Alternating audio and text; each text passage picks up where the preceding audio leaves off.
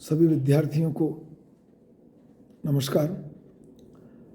आज हम सामाजिक समूह के बारे में चर्चा करेंगे। आप जानते हैं, मनुष्य अपनी आवश्यकताओं को पूरा करने के लिए अन्य व्यक्तियों के संपर्क में आता है, और जब व्यक्ति किसी एक या एक से अधिक आधार पर अपने ही समान कुछ व्यक्तियों के संपर्क में आता है, उनके प्रति जागरूक होता है और उस जागरूकता के आधार पर जो संबंध स्थापित होते हैं, जो संगठन बनता है, उसे हम सामाजिक समूह कहते हैं। मनोवैज्ञानिकों की मान्यता है कि मनुष्य समूह बनाकर रहता है। ये मनुष्य की मूल प्रवृत्ति है। मानव विकास के इतिहास में देखें तो समूह आदिम से आदिम समाजों में देखने को मिलते हैं। कुछ पशुओं में भी समूह बनाकर रहने की प्रवृत्ति देखने में आती है। व्यक्ति अपने जन्म से लेकर मृत्यु तक अनेक सामाजिक समूहों का सदस्य होता है।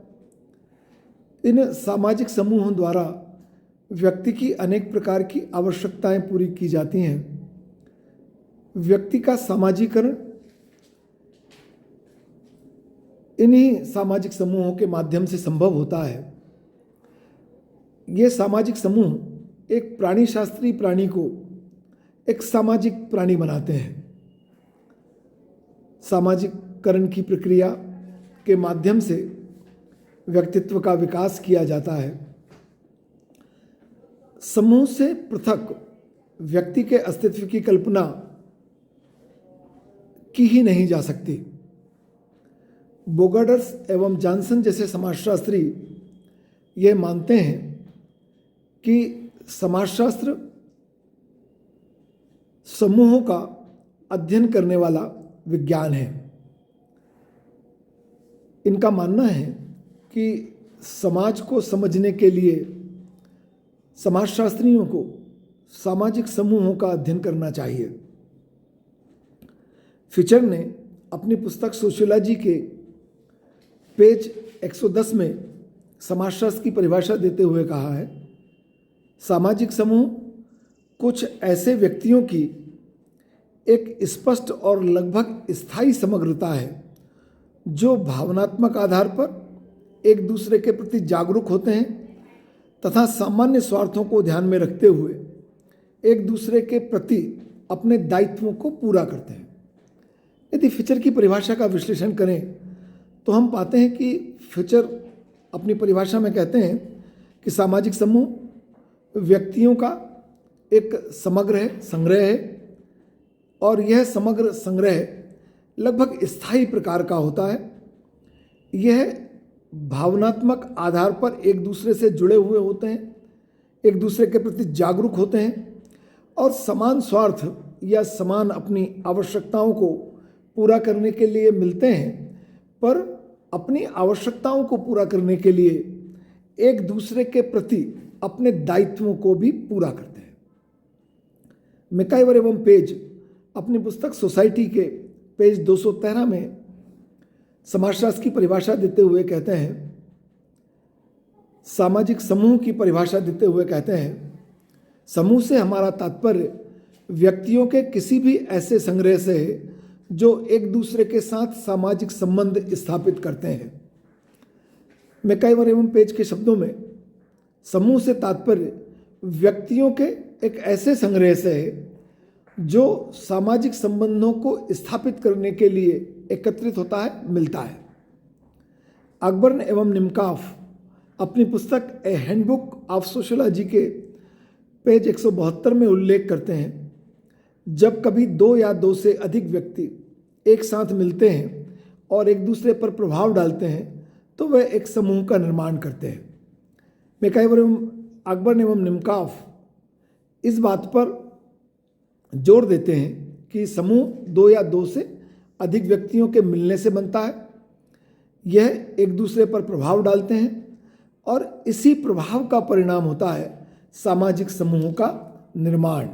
हम संक्षेप में कह सकते हैं कि सामाजिक समूह व्यक्ति अपनी आवश्यकताओं को पूरा करने के लिए जिन व्यक्तियों के साथ संपर्क में आता है, जागरूकता, भावनात्मक आधार पर उस संपर्क की निरंतरता के परिणाम स्वरूप सामाजिक समूहों का निर्माण होता है।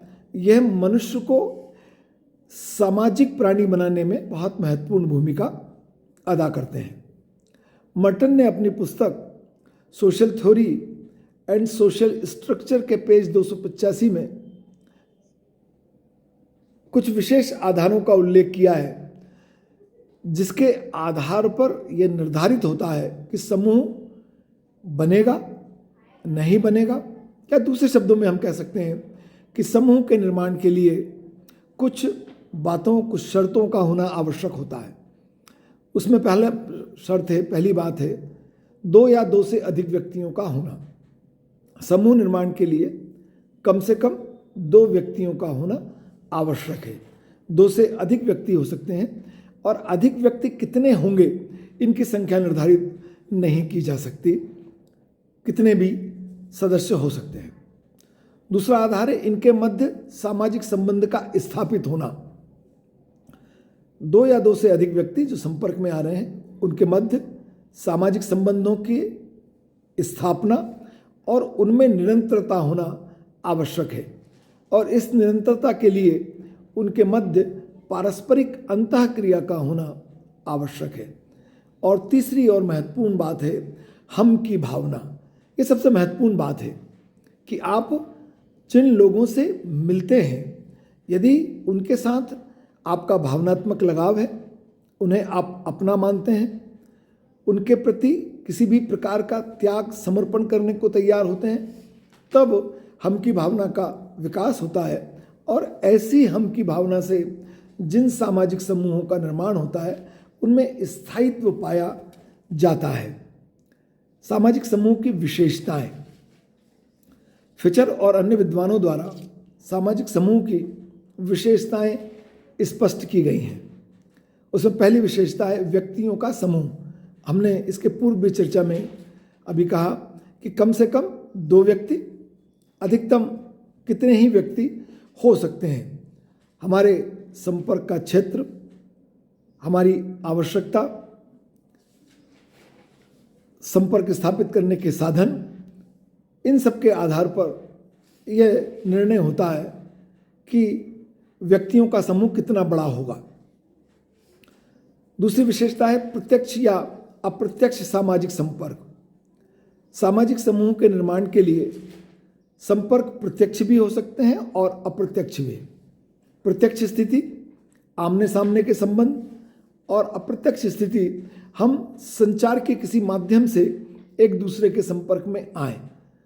प्रत्यक्ष संपर्क के परिणाम स्वरूप जिन सामाजिक समूहों का निर्माण होता है उनमें सदस्य संख्या सीमित होती है, और अप्रत्यक्ष सामाजिक संपर्क के परिणाम स्वरूप जिन सामाजिक समूहों का निर्माण होता है उनमें सदस्य संख्या बड़ी होती है, ज़्यादा होती है। अगली विशेषता है कार्य विभाजन। समूह के सदस्यों के मध्य समूह के लक्ष्यों को प्राप्त करने के लिए, समूह के उद्देश्यों को प्राप्त करने के लिए एक स्पष्ट कार्य विभाजन देखने में आता है, और इस कार्य विभाजन के अनुसार जो भूमिकाएं सदस्यों की निर्धारित होती हैं वह सब अपनी अपनी भूमिकाओं का पालन करते हैं, जिससे समूह अपना कार्य सुचारू रूप से संचालित कर पाता है। अगली विशेषता है सामान्य रुचि। समूहों के सदस्यों के मध्य उनकी इच्छाओं में समानता, उनकी रुचियों में समानता का होना आवश्यक है। जब उनकी रुचियाँ, जब उनकी इच्छाएं, जब उनके जीवन जीने का ढंग, जब उनके विचार करने का ढंग समान प्रकार का होता है, तब सामाजिक समूह के निर्माण करने की संभावना प्रबल हो जाती है। समूह में एकता की भावना सामाजिक समूह के लिए आवश्यक है। सामाजिक समूह के संबंधों में निरंतरता के लिए यह आवश्यक है कि समूह के सदस्यों के मध्य एकता की भावना पाई जाती हो। यह एकता की भावना समर्पण की भावना भी पैदा करती है, जिससे वह समूह के लक्ष्यों को प्राप्त करने के लिए अपना संपूर्ण सहयोग देते हैं। ऐच्छिक सदस्यता, समूह की सदस्यता, सामाजिक समूह की सदस्यता ऐच्छिक होती है। आप अपने जीवन काल में अनेक सामाजिक समूहों के सदस्य बनते हैं, इच्छा से बनते हैं। जब हमारे लक्ष्य पूर्ण हो जाते हैं उस सामाजिक समूह के माध्यम से, तब हम उसकी सदस्यता को त्याग देते हैं, छोड़ देते हैं। परंतु हमारा भावनात्मक लगाव उस सामाजिक समूह के प्रति लगातार बना रहता है। शैक्षणिक संस्था के रूप में आप वर्तमान समय में एक सामाजिक समूह के सदस्य हैं। जब आपके शैक्षणिक लक्ष्यों की प्राप्ति हो जाएगी, आप इस सामाजिक समूह की सदस्यता को त्याग देंगे, परंतु भावनात्मक लगाव आजीवन इस संस्था के प्रति आपका रहेगा। अगला है स्तरीकरण। सामाजिक समूह में एक स्तरीकरण पाया जाता है। स्तरीकरण मतलब ऊंच नीच, ऊपर नीचे, सभी प्रकार के सदस्यों के समान दायित्व नहीं होते। उनके दायित्व उनकी योग्यताओं, उनकी क्षमताओं के अनुसार होते हैं। अगर इस शैक्षणिक संस्था के संदर्भ में देखें तो प्राचार्य का पद सबसे ऊंचा, और इसके बाद एक श्रृंखला होती है, विद्यार्थी होते हैं, और ये सब मिलकर विद्यार्थियों के शैक्षणिक विकास के लिए, उनके व्यक्तित्व विकास के लिए काम करते हैं। तो सामाजिक स्तरीकरण का उद्देश्य ऊंच नीच की भावना नहीं होता, बल्कि इसके माध्यम से सामाजिक समूह अपने लक्ष्यों को उचित प्रकार से नियमबद्ध ढंग से प्राप्त करने का प्रयास करता है। प्रत्येक सामाजिक समूह के कुछ सामूहिक आदर्श होते हैं, और उन सामूहिक आदर्शों पर वह सामाजिक समूह चलता है। सत्य, दया, प्रेम, स्नेह, त्याग, सेवा, समर्पण, कोई भी सामाजिक आदर्श हो सकता है। जैसे इस शैक्षणिक संस्था के रूप में, इस शैक्षणिक संस्था का यह आदर्श है कि सभी छात्राओं को इस प्रकार से शिक्षित किया जाए कि वह अपने भावी जीवन में अपने निर्धारित लक्ष्यों को, अपने आर्थिक लक्ष्यों को, पारिवारिक लक्ष्यों को पूरी कुशलता से निर्वाह कर सकें। अगली विशेषता है स्थायित्व। सामाजिक समूह सामान्यतः स्थायी प्रकृति के होते हैं, परंतु यह स्थायित्व आंशिक होता है। इसे समझने की कोशिश करते हैं। अगर हम इस शैक्षणिक संस्था के संदर्भ में बात करें तो यह शैक्षणिक संस्था स्थायी है, अतीत से बहुत पहले से चल रही है और बहुत लंबे समय तक चलेगी, परंतु यह स्थायित्व आंशिक भी है। यह इस संदर्भ में है कि यहाँ आने वाले शिक्षक, यहाँ आने वाले कर्मचारी और यहाँ आने वाले विद्यार्थी बदलते रहते हैं, तो ये दोनों रूप में काम करती है। इसमें स्थायित्व भी होता है, परंतु नए सदस्य आते हैं, पुराने सदस्य स्थान रिक्त करते हैं। ये आंशिक स्थायित्व का सूचक है। सामाजिक समूह एक समझौते के माध्यम से चलता है। उस समझौते का पालन सामाजिक समूह के सभी सदस्य करते हैं। उससे ही सामाजिक समूह अपने लक्ष्यों को प्राप्त करता है, कार्यों में निरंतरता बनी रहती है। फिर वापस हम इसी शैक्षणिक संस्था के संदर्भ में बात करें तो सामाजिक इस संस्था के जो अधिकारी कर्मचारी हैं वह एक समझौते के रूप में काम करते हैं। उनको उसके बदले वेतन मिलता है, वह सेवा और समर्पण से आपको शिक्षित करते हैं, और आपका एक समझौता है कि आप इस संस्था के प्रति इसलिए समर्पित रहेंगी कि ये संस्था आपके व्यक्तित्व का विकास कर रही है और यहाँ दिए जाने वाले ज्ञान को, अवसरों को आप संपूर्ण रूप से प्राप्त करने का प्रयास करेंगे।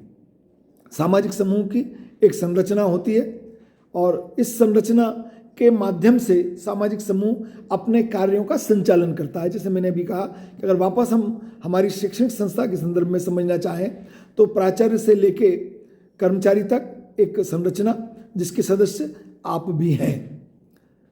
सामाजिक समूह के सदस्य एक दूसरे के साथ आदान प्रदान करते हैं। आदान प्रदान की यह प्रक्रिया लेना और देने से संबंधित है। सामाजिक समूह के सदस्य अपने सदस्यों की आवश्यकताओं को पूरा करने के लिए जिन कार्यों को करते हैं वह सब उनका देना है, प्रदान करना है, और उसके बदले जो उनको प्राप्त होता है वह उनको उस आदान के रूप में शामिल होता है, और इसके माध्यम से सामाजिक समूह अपनी आवश्यकताओं को पूरा करता है। सामाजिक समूह में अनेक प्रकार की अंतःक्रियाएं होती हैं। इन अंतःक्रियाओं में निरंतरता पाई जाती है और ये अंतःक्रियाएं पारस्परिक होती हैं। सब एक दूसरे के प्रति संपर्क में रहते हैं और उस संपर्क से अंतःक्रियाओं में निरंतरता पाई जाती है। सामाजिक समूह के सभी सदस्य पारस्परिक रूप से एक दूसरे पर निर्भर होते हैं, एक दूसरे के सहयोगी होते हैं, एक दूसरे के सहायक होते हैं। सामाजिक समूह में पारस्परिक सहयोग देखने में आता है। सहयोग सामाजिक समूह का महत्वपूर्ण आधार है, क्योंकि सहयोग के माध्यम से ही सामाजिक समूह अपने निर्धारित लक्ष्यों को प्राप्त कर पाता है। नेक्स्ट, पारस्परिक जागरूकता में कई बार हम पेज ने सामाजिक समूह की इस विशेषता पर विशेष जोर दिया है कि सामाजिक समूह के सदस्य एक दूसरे के प्रति जागरूक होते हैं और यह जागरूकता ही संबंधों की निरंतरता का आधार बनती है। साथ ही यह भी होता है कि अगर इस जागरूकता के परिणाम स्वरूप यह समझ में आता है कि यह सामाजिक संस्था, यह सामाजिक समूह अब हमारे काम का नहीं है, हमारी आवश्यकताओं को पूरा नहीं कर रहा है, तो हम इसकी ऐच्छिक सदस्यता को त्याग भी सकते हैं। धन्यवाद।